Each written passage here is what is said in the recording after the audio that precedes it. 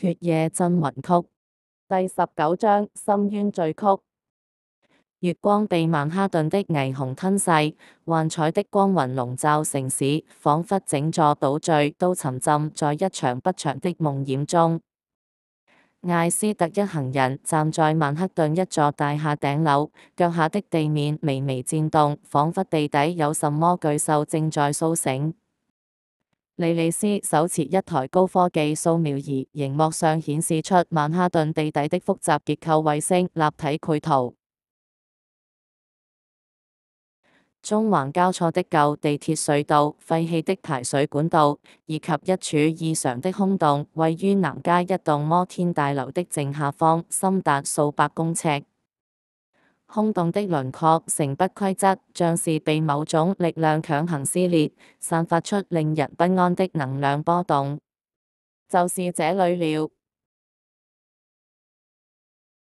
莉莉絲低聲說着，目光掃過隊員們，壓低聲線道：斯圖列特的巢穴原來就近在咫尺。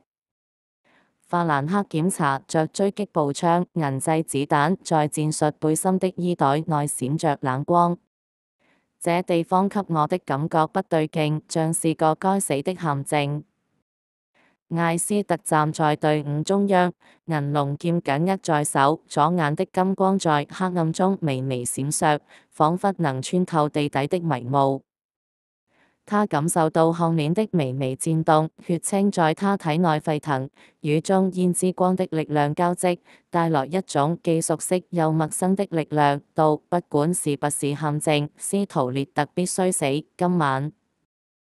他的聲音冷靜而堅定，卻帶着一絲難以察覺的疲憊。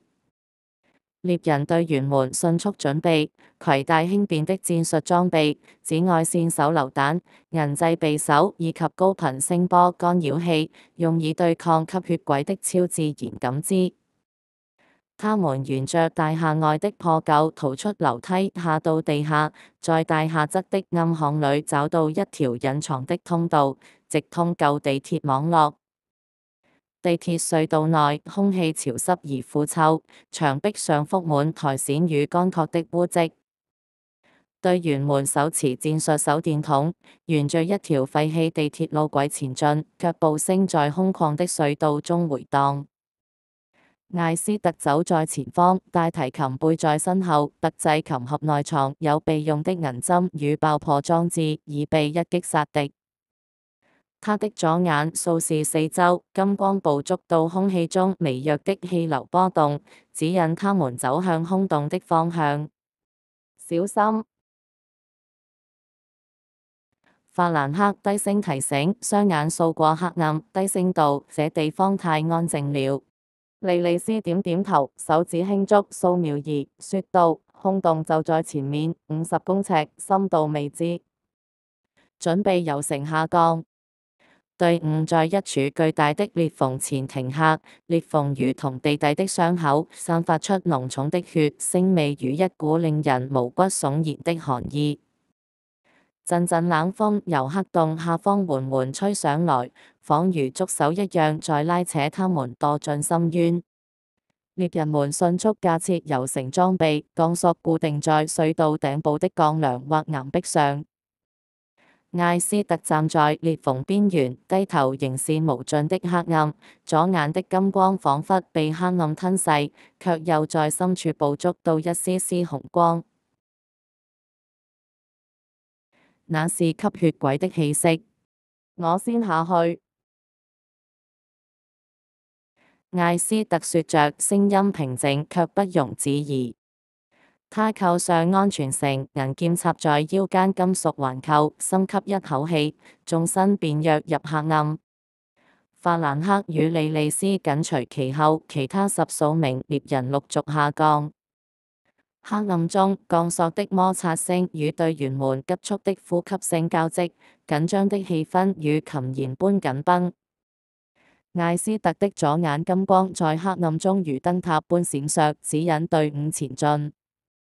下降數百公尺後，他們終於觸及地面，腳下是冰冷濕滑的石板，空氣中彌漫着死亡與腐朽的氣息。這地方莉莉絲低語掃描儀的熒幕閃爍不定，急度能量波動太強，儀器被干擾了。話音未落，頭頂便傳來一聲巨響，撕裂寂靜。地底深處傳來爆炸的轟鳴，劇烈的震動和爆炸火焰在眾人頭頂閃耀，讓周邊岩層崩裂，碎石如雨般砸下。獵人們驚呼，四散躲避，但爆炸的衝擊波無情地吞噬一切。鋼索斷裂，岩石崩塌，隊員們被亂石擊中，非死即傷，慘叫聲與塵土交織，場面瞬間陷入混亂。莉莉絲、法蘭克、艾斯特在碎石堆中掙扎爬出，隨即大喊，試圖在漆黑煙塵中尋找隊友的身影，但濃重的塵霧遮蔽了視線。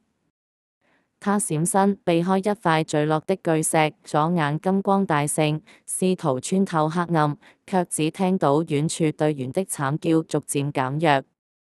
爆炸的餘波漸漸平息，艾斯特站在一堆碎石上，氣息急促，銀劍緊握在手。